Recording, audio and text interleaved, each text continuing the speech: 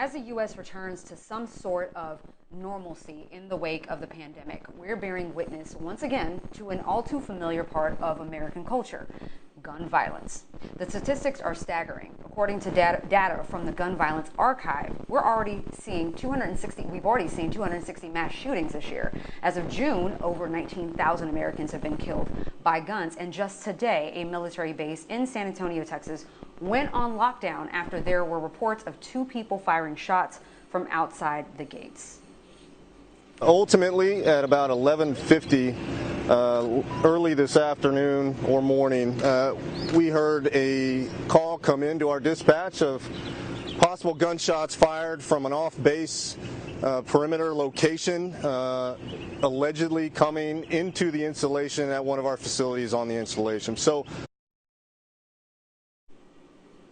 speaking of Texas, the Republican-led legislature just passed a bill allowing Texans to carry handguns, whether openly or concealed, without a permit or training. Under current Texas law, people can open carry rifles without a permit. Critics say the bill is a step in the wrong direction when most Americans are pushing for gun control legislation in the wake of increasing gun violence. Governor Greg Abbott, who plans on signing the bill into law, has called it the strongest Second Amendment legislation in Texas history. Here to discuss sort of both sides is Second Amendment advocate Colion Noir. Colion, thank you so much for coming on tonight. Thanks for having me. All right, so why do you support this bill that would allow people to carry handguns without a state-issued permit? I think a lot of times what people tend to undervalue is that when you have these permits to carry, that there's a process involved, and there's usually a cost involved. There's also a requirement for training, which requires usually 1 to 2 days of training. And so the people who are usually most affected by these types of laws are people on the lower economic status. And owning a firearm and the ability to carry a firearm is a constitutional right. It's not a privilege. So there really should honestly be nothing in the way of allowing people to carry a firearm to protect themselves. So when you remove the idea of a permit, which I think is rather arbitrary and basically a funds generating tool more so than anything else, what that does is that actually treats the constitutional right the way it should be, like a constitutional right. Okay, so we're going to get to that in a few minutes. Okay, so there's no question that shootings have been on the rise since the pandemic. In Texas, murder rates are up by 40%. So what would you say to those who may argue that this bill could contribute to an even greater increase in gun violence? I think it's a misnomer, considering that criminals already carry guns without permits to begin with. So if criminals are going to carry guns without permits, why should I be required to carry a permit myself? Even though technically I do have a permit, but I think people forget that criminals don't obey laws. So whether or not there's a permit to carry or not, criminals are still going to carry firearms. Okay, so you don't believe that is going to be the case, right? No, so criminals are going to do what they do. And honestly, I think the uptick in violence has more to do with what we dealt with in the last year and a half with respect to COVID, the lockdown, so forth and so on, more than anything else. I don't think it has anything to do with availability of firearms or whether or not we have a permit to carry or not. I think there are other issues at play here, which is kind of par for the course when you start talking about it, when you start talking about the gun debate as a larger whole, because dealing with the larger issues is usually ignored for what is seemingly a more easier solution, which is gun control and blaming firearms as a result. All right, so Colion, we actually were going to have our second guest join us. His name is DeAndre Hutchinson, and I was told that he is now joining us. He is the president of the Afro-American Police Officers League, and he obviously is in opposition of the bill. Is he ready, guys? Okay, so we just lost him again. Sorry, Colion. So let's continue. Okay. What about this whole idea that under the bill, people no longer are required to complete a certain amount of training, right, in order to carry handguns? So of all the provisions in the bill, that part is what doesn't make sense to me. I mean, what possible objection could you have in making sure that people are adequately trained in the safe use of a firearm? Well, see, that's just it. I think everybody should be adequately trained in the safe use of a firearm. I'm just not necessarily the person I think it should be mandated as a prerequisite before carrying a firearm. I got into firearms, I want to say about 10 years ago. Everything I learned about firearms, I taught myself. And I learned all these things before actually going to get my license to carry. And when I went and took that exam, I knew way more than what was taught in that particular course. So I get it. I get why people feel some type of way about not having a requirement for training. But once again, we cannot devalue this, because it's the same standard for all of our constitutional rights, whether we're talking about the right to carry a firearm or the right to vote. It's a constitutional right.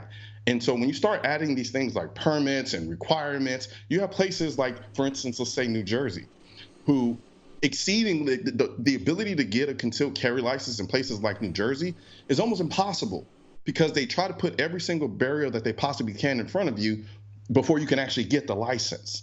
And that's another reason why I'm for permitless carries. Yeah, go ahead. But would you feel comfortable with people operating a vehicle without getting a license, without taking a test, a driver's course? Would you feel comfortable sharing the streets, the roads, the highways with someone like that? I don't feel comfortable sharing the highways with people who have gotten course, who've gotten training in those things as well. I think the question is valid, but at the same time, it is still a constitutional right. So I'm with you. I think if you own a firearm, you absolutely should get training. I don't think there's any question about it. I'm just not for mandating it. Okay, so extrapolating on this point, right? You talk about the Constitution. It seems like Republicans are doing everything they can to expand gun rights, to make it easier for people to access, own, and carry handguns without restrictions. And of course, they cite the Constitution as their basis, but they're the same party who's making it more difficult for people to access the ballot box by implementing a bunch of restrictions. So it seems like some constitutional rights are more important than others. No, not to me. I think they're the same. And I think the argument you made with respect to the idea of having access to vote is to the same degree as having the access to carry under the Second Amendment. I hold all constitutional rights at the same degree. And so I think I think it's kind of odd too sometimes when you talk about the idea, say for instance, of voter registration and so forth and so on, and having certain requirements. There are other people on the other side of the aisle who say, well, no, this will affect people of a lower economic status ability to vote. That's the same argument I made with respect to carrying a firearm as well. But yet they have no problem with there being a ton of blockades and requirements with respect to the Second Amendment, but when it comes to things like voting, they don't. So I think the lack of consistency can be attributed to both sides of the issue. Okay, so our second guest, DeAndre, who was supposed to be on with us, was going to make the argument that this bill is going to make it harder for cops. I mean, he is the president of the Afro-American Police Officers League in Houston, and he was going to argue that it's going to be harder for cops to do their job, that now there's this extra layer of danger that they have to deal with in trying to figure out whether someone is legally supposed to be in possession of a gun. What do you say to that? I say with all due respect, the idea of becoming a cop was voluntary. No one forced you to become a cop. And in becoming a cop, there are certain expectations that come with that. So my constitutional right, just because I have a constitutional right to do something and it makes your job slightly harder, doesn't mean I shouldn't be able to exercise that right.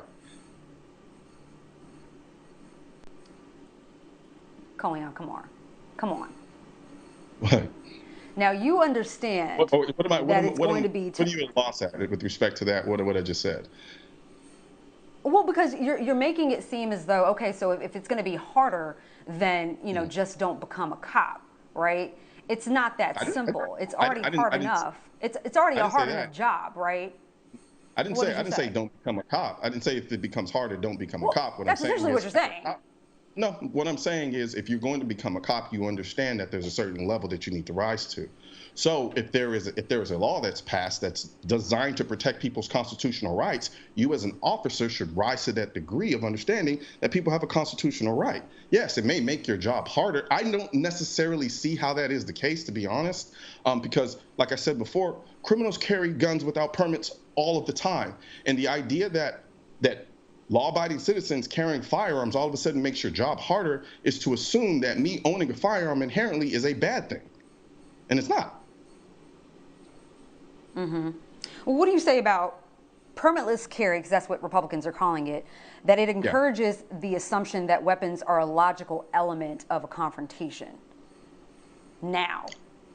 So what would have been a typical, what would you say to people making that argument, that if a confrontation were to happen on the street now, that now the permitless carry sort of encourages that assumption that that should be an element of that confrontation? Now, people are just going to be quick enough now to pull out their guns. Why not? What's stopping them now? I guarantee you it's not because it requires a permit to carry. And they were saying the same thing when they passed the law that allowed people to carry firearms after getting a permit. They're like, oh, it's going to be the Wild Wild West. There's going to be blood in the streets. Yet we don't see that. And now they're trying to utilize the same argument for the case that if we don't have permits, there's going to be the Wild Wild West, there's going to be blood in the streets. What people fail to realize is the vast majority of people in this country aren't crazy psychopaths who just want to go out and kill people. It just is what it is. And the people that were really concerned about having these firearms are criminals. And we've already established that criminals already carry firearms without permits to begin with. So why is it fair for a criminal to be able to carry a firearm without a permit, but I, a law-abiding citizen, have to go through all these hoops in order to exercise a constitutional right? I don't necessarily think that, 4 to 6 hours of training and passing a written exam and a proficiency test is really hoops. But we will continue this conversation at a later date. We're running out of time. That's because you have a successful show and you're doing well for yourself. A lot of people don't have the time to take off to do such things. But I digress. All right, we're going to talk about this some more. Glad to have you on. Gun rights activist Colion Noir. Thank you. Absolutely. Thanks for having me.